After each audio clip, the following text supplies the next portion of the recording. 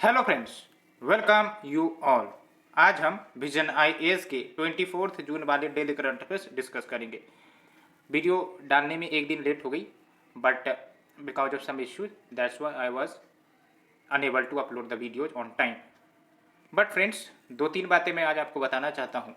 पहली बात तो ये कि ये जो आपके डेली वीडियो करंट अफेयर्स होंगे, ये आई थिंक कि कुछ दिन के बाद से पब्लिश नहीं हो पाएंगे। ऐसा इसलिए बिकॉज जो एक्सपेक्टेशन है व्यूशिप का, वो कहीं ना कहीं हमें देखने को नहीं मिल रहा है। लेकिन हाँ, स्टैटिक टॉपिक्स की ज़्यादा डिमांड है। एंड साथ ही साथ मंथली मैगजीन्स विजन आईएएस के जरूर किए जाएंगे। तो मेरा कहना ये है कि ये जो डेली करंट अफेयर वीडियो है वो काफ़ी ज़्यादा टाइम भी कंज्यूम करता है और कहीं ना कहीं डिमांड भी हमें देखने को नहीं मिलती है।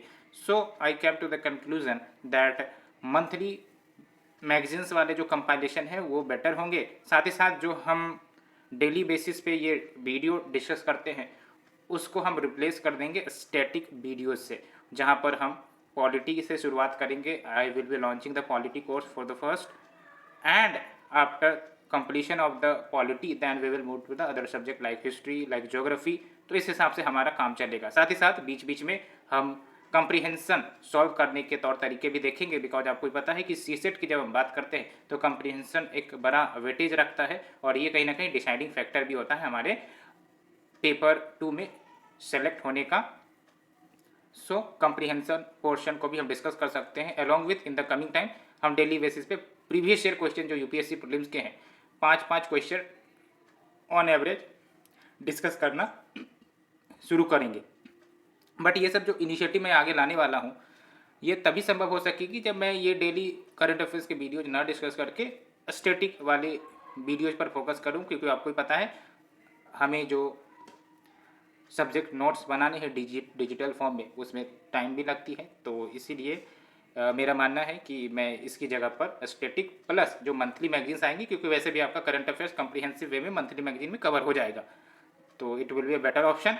एंड आपका सजेशन वेलकम है। आप अपने सजेशन हमें कमेंट सेक्शन में बता सकते हो। बेस्ड ऑन दैट हम आगे इनिशिएटिव लेंगे। आप साथ ही साथ ये बता सकते हो कि स्टैटिक पोर्शन के कौन से सब्जेक्ट के टॉपिक से हम शुरुआत करें। वैसे तो मेरा एम है कि मैं पॉलिटी सबसे पहले कवर करवा दूँ, उसके लिए मैंने जो डिजिटल नोट्स है वो बनाने शुरू कर दिए हैं। एंड काफ़ी कम्प्रीहेंसिव वे में आपको कवर करवा दिया जाएगा, जिसमें आपके प्रीलिम्स के भी क्वेश्चन होंगे टॉपिक वाइज। जैसे मैंने एक टॉपिक पढ़ा है प्रियम्बल का, तो प्रियम्बल से रिलेटेड जो भी प्रीवियस ईयर क्वेश्चन आए हैं we will discuss that. And preamble से जो भी मेन्स के क्वेश्चन आए हैं या फिर जो वेरियस टेस्ट सीरीज में कवर की जाती हैं, एक दो क्वेश्चन निकलेंगे प्रियम्बल से, तो उसको भी साथ ही साथ कवर कर लिया जाएगा। तो ऐसे में आपका टॉपिक भी कंप्लीट हो जाएगा। You will have satisfaction in your mind कि हाँ मेरा एक टॉपिक खत्म हो गया है।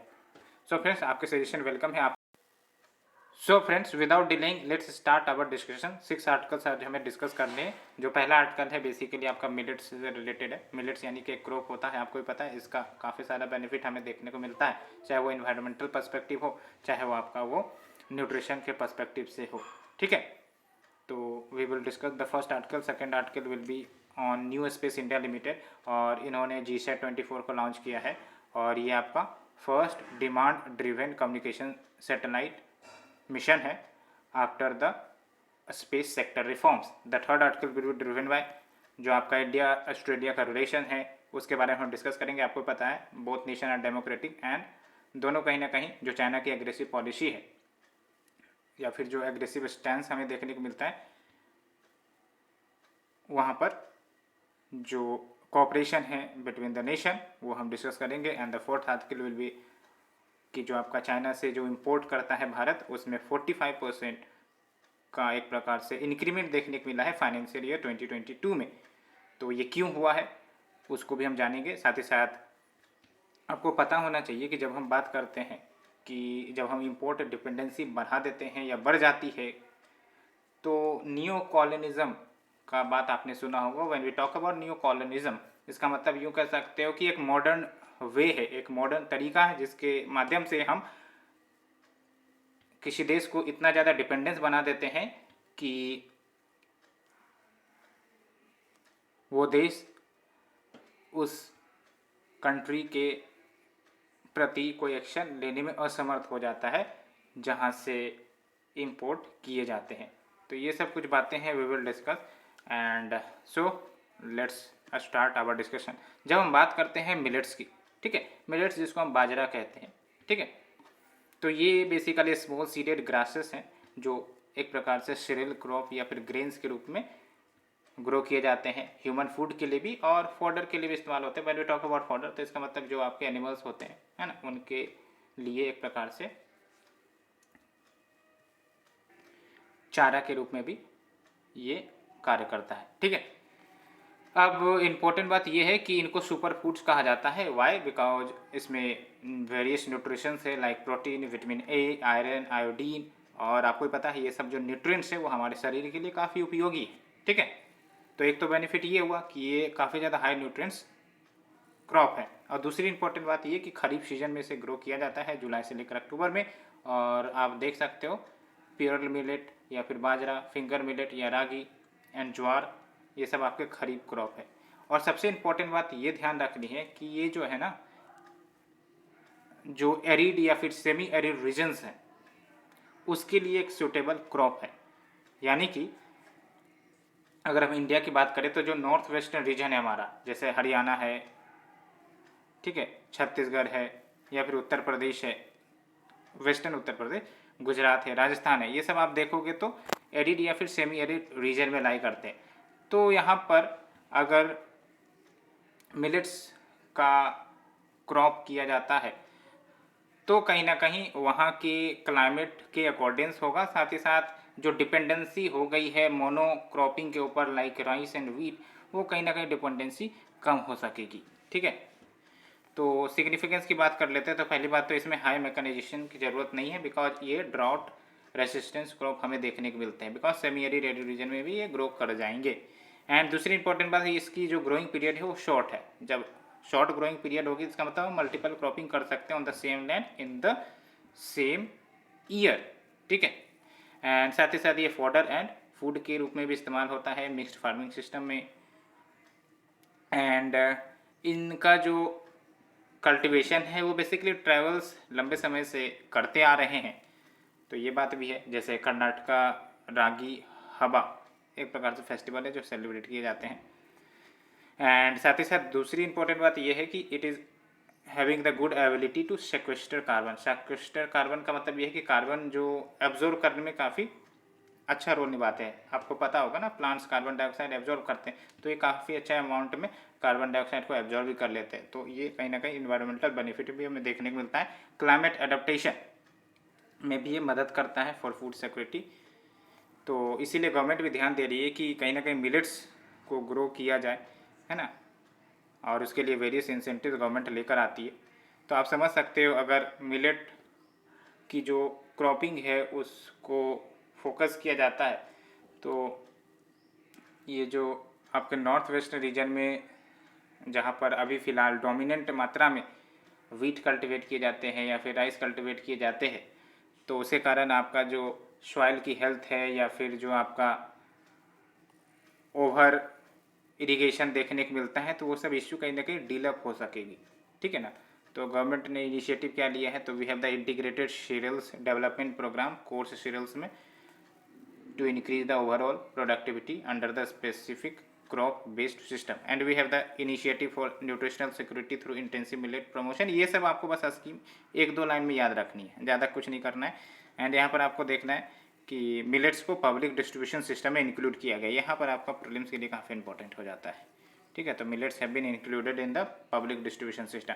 और थोड़ा सा अगर हम ग्लोबल स्टेटस देखें तो इंडिया 5th लार्जेस्ट एक्सपोर्टर है मिलेट्स का, ठीक है। और आप देख सकते हो nearly 41% of total global production वो इंडिया की तरफ से ही कंट्रीब्यूट किया गया है 2020 में। और गवर्नमेंट ने मिलेट्स के जो सिग्निफिकेंस है उसको आह्वान करते हुए 2018 को नेशनल ईयर ऑफ मिलेट्स के रूप में भी घोषित किया है। एंड 2023 का जो ईयर है वो सेलिब्रेट किया जाता है international year of millets at food and agriculture organisation commonly known as FAO, ठीक है। आप हमें बताओ, अब इतने सारे आर्टिकल हमने पढ़े हैं सिग्निफिकेंस ऑफ मिलेट्स, तो आपको अगर इस पर क्वेश्चन आता है तो आपको वेरियस डायमेंशन जज करने होंगे, इन्वायरमेंटल डायमेंशन, ठीक है, और फिर आपका फूड सिक्योरिटी, ठीक है, एंड क्लाइमेट रेजिलेंट क्रॉप, ये सारे डायमेंशन आपको कवर कर लेने होंगे। और फोडर के रूप में भी ये आपका एक्ट करता है साथ ही साथ, ठीक है। और साथ ही साथ ये जो आपकी क्वालिटी ख़राब हो रही है, सॉइल की ओवर इरिगेशन हो रहा है, ये सब समस्याएं कहीं ना कहीं काम डाउन हो जाएंगे, ठीक है। तो ये आपका सिग्निफिकेंस क्वेश्चन जब भी आएगा तो मिलेट्स के सिग्निफिकेंस पर ही आएगा, मीन्स के लिए भी ये इंपॉर्टेंट हो जाता है, ठीक है। तो ये फ्रेंड्स हमने डिस्कस किया। Let's move to the second article. New space India limited launched GSAT-24 in its first demand driven communication satellite mission. तो ये जो आपका लॉन्च किया गया है NSIL के द्वारा, ये आपका पहला डिमांड ड्रिवन कम्युनिकेशन सैटेलाइट है ना। और ये बेसिकली स्पेस रिफॉर्म्स के अंतर्गत ये इनिशिएटिव ली गई है, जो 2020 में अनाउंस की गई थी। और NSIL को मैंडेट किया गया था कि ये ऑपरेशनल सैटेलाइट मिशंस कंडक्ट करें डिमांड ड्रिवन मॉडल पर। अब डिमांड ड्रिवन मॉडल क्या है वो हम डिस्कस करेंगे, लेकिन सिलेबस हम देख लेते हैं, ठीक है। तो ये आप देख सकते हो सिलेबस में आपका science and technology developments, their applications and effects in everyday life, achievements of Indians in science and technology, indigenisation of technology and developing new technology. तो इसके अंतर्गत आपका कवर होगा। तो लेट्स स्टार्ट द डिस्कशन।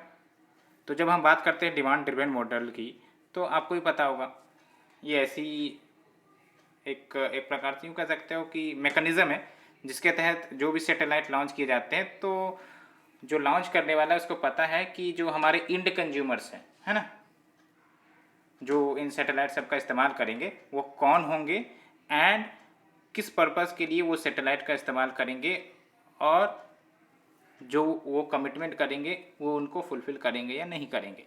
इससे पहले जो मॉडल था वो आपका सप्लाई ड्रिवन हुआ करता था। तो सप्लाई ड्रिवन के कारण क्या होता था कि कोई भी जो फर्म है या फिर एंड कंज्यूमर्स है वो कमिटमेंट फुलफ़िल नहीं करता था, बिकॉज सप्लाई ड्रिवन था। डिमांड ड्रिवन में क्या हुआ कि डिमांड काफ़ी ज़्यादा है, और जब डिमांड काफ़ी ज़्यादा है तो जो वो कमिटमेंट कर रहा है उसको फुलफ़िल भी करेगा।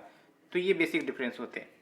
और ये जो सैटेलाइट है आपका इंडियन स्पेस रिसर्च ऑर्गेनाइजेशन ने बनाई है फॉर दिस NSIL, और ये जो सक्सेसफुली लॉन्च की गई है जियो स्टेशनरी ऑर्बिट में। और ये बेसिक अंडरस्टैंडिंग काफ़ी इंपॉर्टेंट होगी कि जो वेरियस टाइप्स ऑफ ऑर्बिट्स हमें देखने को मिलते हैं उसके बारे में आपको जानकारी होना। और इसको लॉन्च किया गया है एरियन 5 रॉकेट से, जो ऑपरेट की जाती है, आपको ही पता है, फ्रेंच कंपनी एरियन स्पेस। कहाँ से लॉन्च की गई है? कोरू फ्रेंच गुयाना में एक लोकेशन है which is in south America, ठीक है। और जो इंटायर सैटेलाइट कैपेसिटी जो GSAT-24 के साथ पुट की गई है उसको लीज किया जाएगा कमिटेड कस्टमर को। जैसे फॉर एग्जांपल यहाँ पर टाटा प्ले है जो कि DTH बिजनेसेस है आपका टाटा ग्रुप का, ठीक है। और ये जो इंटायर मिशन है ये फुल्ली फंड की जाएगी NSIL के द्वारा, ठीक है। Like the satellite launch campaign, insurance, transportation, in orbit maintenance and support. And एक बार जब सैटेलाइट ऑर्बिट में आ गई तो ये फुल्ली किसके द्वारा ऑन किए जाएंगे? That will be owned and operated by NSIL। और NSIL आपको पता होगा काफ़ी ज़्यादा चर्चा में रही थी 2019 में। याद रखना स्पेस सेक्टर में लिए गए रिफॉर्म्स के ही सब कंपोनेंट है जो हम डिस्कस कर रहे हैं आपको, ठीक है। तो NSIL बेसिकली ये कमर्शियल आर्म है इसरो का, जो 2019 में स्टेब्लिश किया गया था, यहाँ पर आप देख सकते हो, ठीक है। And under the administrative control of department of space. ये तो ध्यान ही रखनी है कि डिपार्टमेंट ऑफ स्पेस के अधीन आता है एंड रजिस्टर्ड है एज ए कंपनी एक्ट 2013। क्या प्राइमरी रिस्पॉन्सिबिलिटी है इसका? कि जो इंडियन इंडस्ट्रीज है उसको इनेबल कर सके, उनको सक्षम बना सके कि वो high technology space related activity conduct करे। एंड साथ ही साथ ये जो इंडियन स्पेस प्रोग्राम के तरफ से जो भी प्रोडक्ट्स बनाए जाते हैं, सर्विसेज बनाए जाते हैं, उनका प्रमोशन किया जाए, कमर्शियल एक्सप्लॉयटेशन किया जा सके, सो दैट बेनिफिट हो। दैट्स वाई देख सकते हो ये सब जो आपके सैटेलाइट है अभी लॉन्च किए गए हैं। तो फ्रेंड्स ये हमने सेकेंड आर्टिकल डिस्कस किया। Let's move to the third one. India completely central to Australia's world view, says Australian deputy prime minister. आपको पता होना चाहिए कि इंडिया और ऑस्ट्रेलिया की जो रिलेशन है वो काफ़ी गहरी है, और धीरे धीरे इस गहराई को आप ऑब्जर्व भी कर रहे होंगे। एंड उसके कुछ कारण भी हैं, वो हम देखेंगे। साथ ही साथ इंडिया ऑस्ट्रेलिया रिलेशंस के बेसिक बैकग्राउंड क्या है उसे भी हम देखेंगे। एंड कैसे इंडिया ऑस्ट्रेलिया का रिलेशन डीपेन हो रहा है उसके बारे में हमें कुछ तथ्य जानने की ज़रूरत होगी। जब भी आप किसी देश के साथ रिलेशंस को जज करते हो तो आप देखोगे कि इकोनॉमिक रिलेशन कैसी है, डिफेंस रिलेशन कैसी है, ठीक है, क्या कुछ शेयर्ड वैल्यूज या कल्चर्स है, ठीक है। तो इस हिसाब से आप डिफरेंट कंट्रीज के रिलेशन को भी आप लिख सकते हो, चाहे वो इंडिया ऑस्ट्रेलिया हो, इंडिया बांग्लादेश हो, इंडिया श्रीलंका हो, इंडिया नेपाल हो, ठीक है। तो अभी बेसिकली ये स्टेटमेंट इसलिए आई है because Australian deputy prime minister ये इंडिया पर आए हुए, तो उन्होंने ही ये बातें कही है। तो आपको ही पता है सिलेबस क्या होगा, तो आप देखो when we talk about the syllabus, तो सिलेबस में आपका bilateral regional global groupings and agreements involving India and infecting India's interest. तो जो स्टेटमेंट है वो ऑस्ट्रेलियन डेप्यूटी पीएम के द्वारा दी गई है, आपको पता है, उन्होंने आउटलाइन किया है, हाईलाइट किया है कि किस प्रकार से जो रिलेशनशिप है स्ट्रेंथन करना वो ज़्यादा ज़रूरी है between both the countries because China is getting right.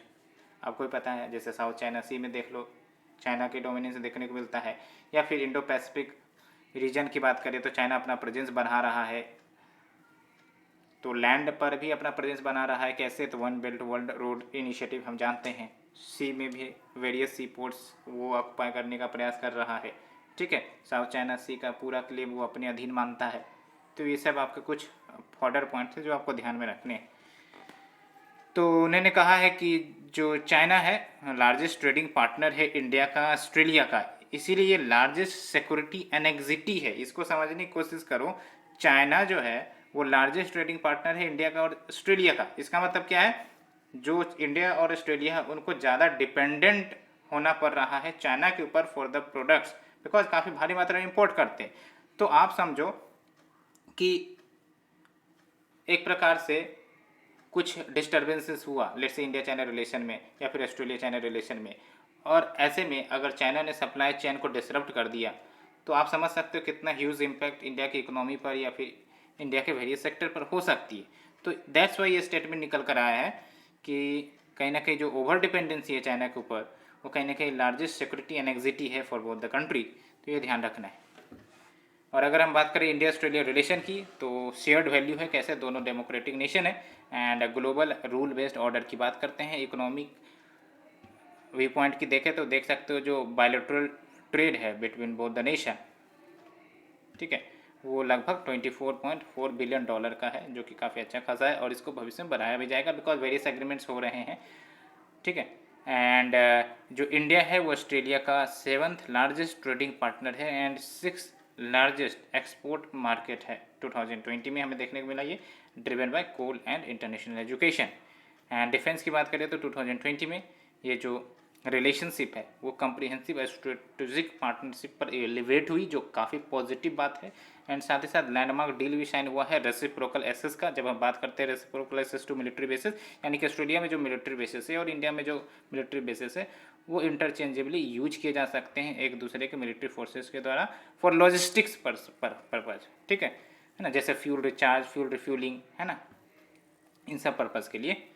And साथ ही साथ 2+2 सिक्योरिटी डायलॉग भी इस्टेब्लिश किया गया है, ये तो आपको पता ही होगा।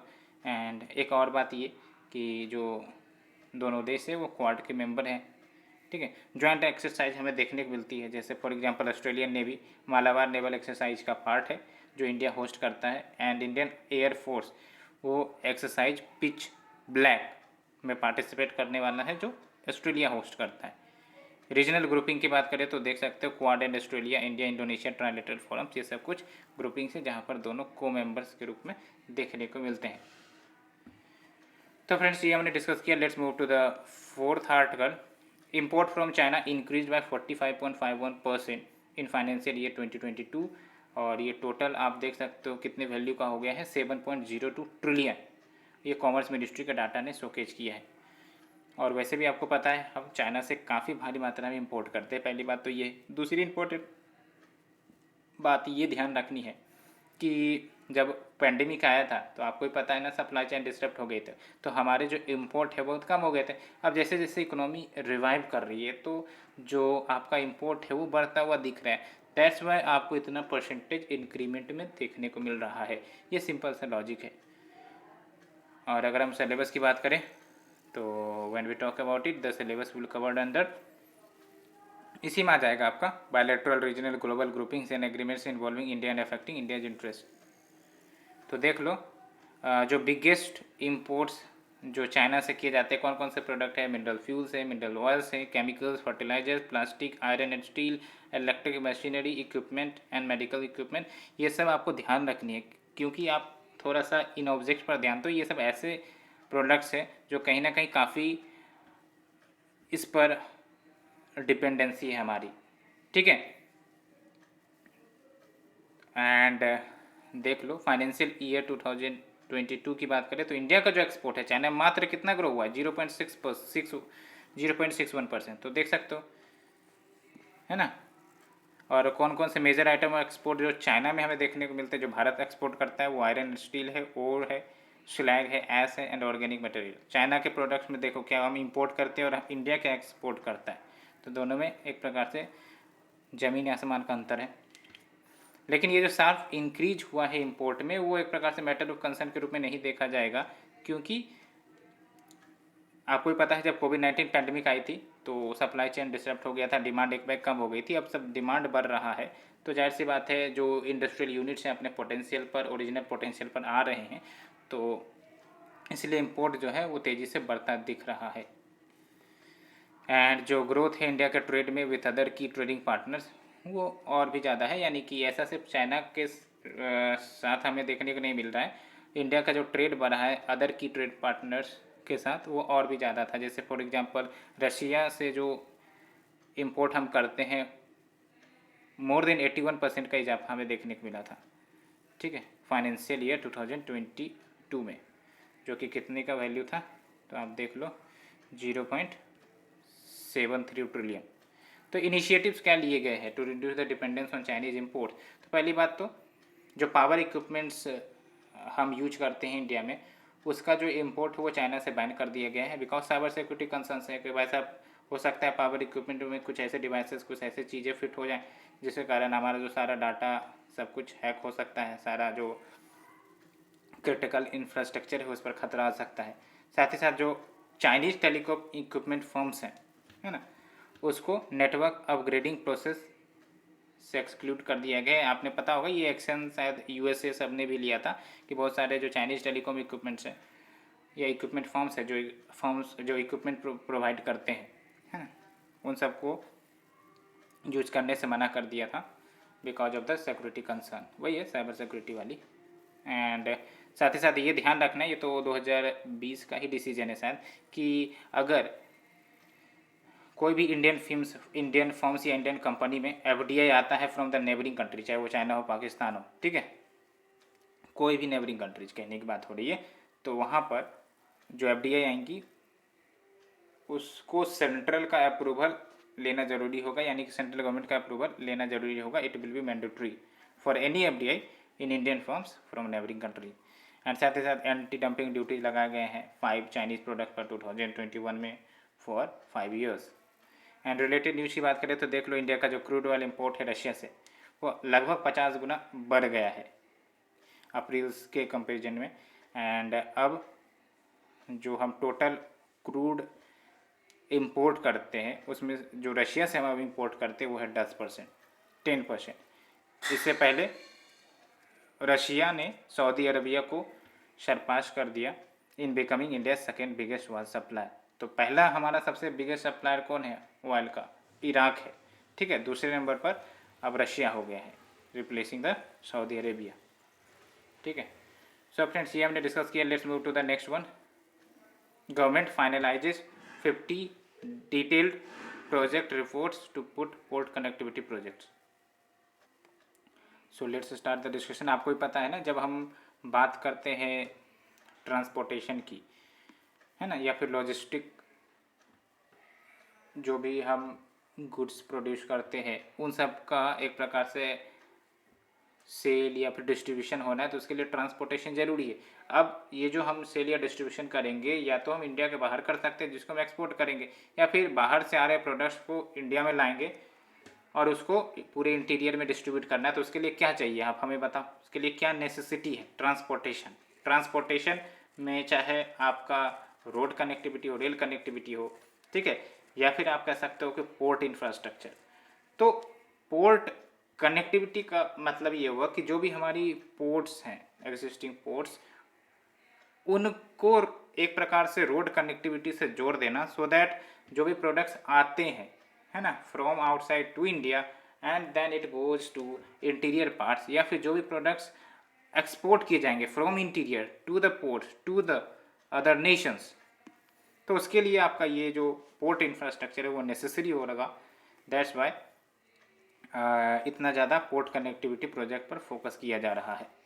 तो सिलेबस अगर हम देखें तो सिलेबस में आप देख लो, इंफ्रास्ट्रक्चर पोर्ट्स कनेक्टिविटी इसके अंतर्गत आपका आएगा। तो कहाँ गया, हाँ देख लो, article number 5, article number 5 infrastructure, है ना, एनर्जी पोर्ट्स। तो जो पोर्ट कनेक्टिविटी प्रोजेक्ट है ये रोड प्रोजेक्ट्स होंगे जो एक प्रकार से एग्जिस्टिंग हाईवे है हमारा, उसको एक प्रकार से दिशा देंगे, जिसके तहत जो रोड नेटवर्क है उसको पोर्ट से कनेक्ट कर दिया जाएगा, तो inward as well as outward movement of goods better तरीके से हो सकेगा। आप समझ सको कि बहुत सारे प्रोडक्ट जो इंटीरियर में प्रोड्यूस होते हैं, है ना, अब हो सकता है उनको एक्सपोर्ट करना पड़े, बिकॉज उस प्रोडक्ट की डिमांड जरूरी है, लेकिन मतलब उस प्रोडक्ट की जो डिमांड है इंटरनेशनल मार्केट में काफ़ी ज़्यादा है। तो ऐसे में हमें तो ट्रांसपोर्ट इंफ्रास्ट्रक्चर चाहिए कि नहीं चाहिए, चाहिए। तो ट्रांसपोर्ट इंफ्रास्ट्रक्चर जब तक नहीं होगी तो हमारी जो प्रोडक्ट एक्सपोर्ट है या फिर एक्सपोर्ट है डाइवर्सिफिकेशन है वो नहीं हो पाएगी, इसलिए कनेक्टिविटी इज़ वेरी इंपॉर्टेंट, है ना। और as a part of prime minister's Gati Shakti plan, prime minister का जो गति शक्ति प्लान लाया गया था, इसके तहत पोर्ट कनेक्टिविटी प्रोजेक्ट को एक टॉप प्रायोरिटी भी दी गई है, बिकॉज काफ़ी ज़्यादा इम्पोर्टेंस रखता है ये to facilitate trade as well as multi modal transport के सपोर्ट में। एंड पोर्ट का सिग्निफिकेंस ये भी आप समझ सको इंडिया कितना बेनिफिशियल है कि उसको लगभग 7516.6 किलोमीटर का कोस्ट लाइन है। तो इससे क्या होता है कि लेट से कि सपोज कि कोई देश अगर लैंडलॉक्ड है तो उनको अगर प्रोडक्ट लाने हैं तो जाहिर सी बात है कोस्टल रीजन से तो नहीं लाएंगे, क्योंकि उनके पास कोस्ट है ही नहीं, तटीय क्षेत्र है ही नहीं। तो इंडिया के पास तटीय क्षेत्र ही एक बेनिफिट है भारत के लिए, तो इसके कारण बड़े बड़े शिप के माध्यम से हम अपने प्रोडक्ट को चीपर वे में एक्सपोर्ट भी कर सकते हैं और चीपर वे में इंपोर्ट भी कर सकते हैं, नहीं तो ट्रांसपोर्टेशन कॉस्ट एडिशनल बढ़ जाएगा, ठीक है। तो भारत के पास 14 मेजर पोर्ट्स भी हैं, 2000 मतलब 205 notified minor and intermediate ports है। तो पोर्ट इंफ्रास्ट्रक्चर है मेरे पास, लेकिन कहीं ना कहीं उसको और ज़्यादा मॉडर्न एडवांस करने की ज़रूरत है और ज़्यादा उसको एफिशिएंट बनाने की ज़रूरत है। एंड गति शक्ति भी कहीं ना कहीं इंफ्रास्ट्रक्चर स्कीम्स को इंटीग्रेट करने का प्रयास करता है। आपको पता है ना, वेरियस मिनिस्ट्रीज को ये कोऑर्डिनेटेड वे में एक प्लेटफॉर्म प्रोवाइड करता है, सो दैट जो भी अप्रूवल सब लेने हो वो तुरंत हो जाए इन सब प्रोजेक्ट के लिए, like Bharatmala, Sagarmala, inland waterway, dry या लैंड पोर्ट्स या उड़ान। एंड पोर्ट कनेक्टिविटी इन्हांसमेंट करना एक कंपोनेंट भी है अंडर द सागरमाला प्रोजेक्ट। तो सागरमाला प्रोजेक्ट के तहत बेसिकली पोर्ट कनेक्टिविटी को इन्हांस करना है। साथ ही साथ भारतमाला है, उसका क्या इनिशिएटिव है कि रोड कनेक्टिविटी को इन्हांस करना है। तो भारतमाला और सागरमाला मिल जाए तो एक प्रकार से हमारा जो ट्रांसपोर्टेशन सिस्टम है वो रोबस्ट हो जाएगा, ठीक है। और प्रोजेक्ट का क्या सिग्निफिकेंस है तो आप देख सकते हो, जो अभी फ़िलहाल कार्गो जनरेटिंग सेंटर्स है वो अभी मेनली हिंटरलैंड में लोकेटेड है ना। तो हिंटरलैंड में लोकेटेड होने के कारण कॉस्ट भी लग जाती है ना, प्रोडक्ट को पहुंचने में भी टाइम लग जाती है। जबकि अगर कोस्टल रीजन में होगा तो टाइम भी कम लगेगा और कहीं ना कहीं कॉस्ट भी कम लगेगा। साथ ही साथ अभी आप देखो लेट से कि भारत में जो भी पोर्ट्स है, अब पोर्ट्स जो भी सामान लेकर आती हैं, अब उस सामान को लाना, फिर उतारना, फिर दूसरी जगह पहुंचाना, इन सब के कारण काफ़ी ज़्यादा टाइम जाता है, ठीक है।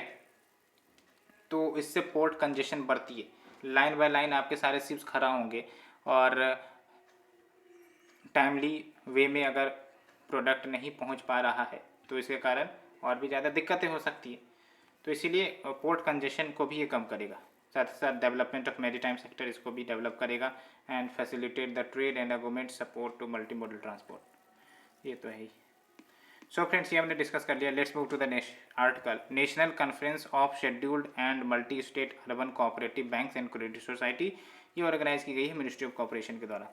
तो ये जो कॉन्फ्रेंस है ये ऑर्गेनाइज की गई है मिनिस्ट्री ऑफ कॉर्पोरेशन के द्वारा प्लस NAFCUB यानी कि national federation of urban cooperative banks and credit society limited, जो कोऑपरेटिव बैंक्स को मॉडर्नाइज करने की बात करता है।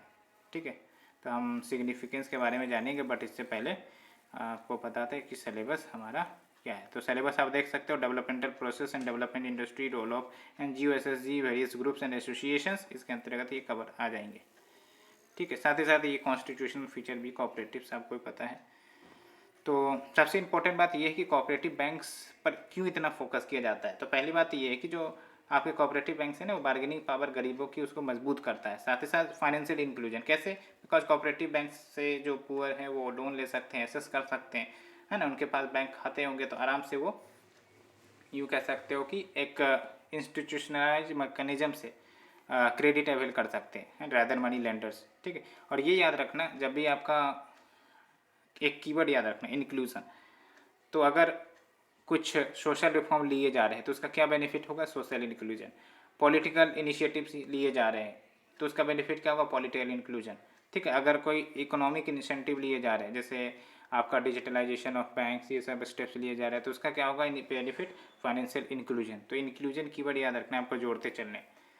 तो चैलेंजेस फेस में आते हैं क्या है, तो एक तो गवर्नमेंट का इंटरफेरेंस एंड पॉलिटिसाइजेशन, ये तो है ही है। साथ ही साथ ऑडिट मैकेनिज्म प्रॉपर नहीं होती है। इकोनॉमीज ऑफ स्केल यानी कि ये जो आपके कोऑपरेटिव्स है वो बड़े स्केल पर नहीं ऑपरेट करते हैं। साथ ही साथ ड्यूल रजिस्ट्रेशन रेगुलेशन देखने को मिलता है, एक तो state registrar of societies regulate करती है, दूसरी RBI रेगुलेट करती है। ठीक है, और रेगुलेशन पैटर्न में भी 2020 या 21 में कुछ चेंजेज आई थी। ठीक है, तो कॉन्स्टिट्यूशनल प्रोविजन क्या है कोऑपरेटिव सोसाइटीज़ की। तो पहली बात तो कोऑपरेटिव सोसाइटी, ये अच्छे से याद रखना है, स्टेट सब्जेक्ट है और ये संविधान में ऐड किया गया था 97th कॉन्स्टिट्यूशनल अमेंडमेंट एक्ट के माध्यम से पार्ट 9B में। ठीक है, और union of India versus Rajendra Shah, यही केस की मैं बात कर रहा था, कोर्ट ने पार्टली स्ट्राइक डाउन कर दिया certain amendments of the constitution in the cooperative sector, because वो जो है स्टेट लेजिस्लेचर के पावर्स को वायलेट कर रही थी, because cooperative is a state subject, है ना। और ये भी देख लो आर्टिकल 19 क्लाउज 1 सब क्लाउज C, ये गारंटी करता है कि एसोसिएशन बनाए या फिर यूनियंस बनाए या कोऑपरेटिव सोसाइटीज़ बनाए। और आर्टिकल 43B सेज कि स्टेट जो है वो प्रमोट करे voluntary formation, autonomous functioning and democratic control and professional management of cooperative society. तो ये बेसिक हमने डिस्कस किया। और एक और इनिशिएटिव जो रिसेंट में लिए गए हैं वो है आपका मिनिस्ट्री ऑफ कॉपरेशन, इसको क्रिएट किया गया था to streamline the process allowing the cooperatives कि वो ईज ऑफ डूइंग बिजनेस कर सके along with enabling the development of multi-state cooperatives. So friends, ये हमने डिस्कस किया all this 6 articles, hope you understood. And आप अपनी रिस्पॉन्स हमें कमेंट सेक्शन में बता सकते हो, जो मैंने आपको बात शुरुआत में बताई है। आज के लिए इतना ही friends, thank you very much for the discussion.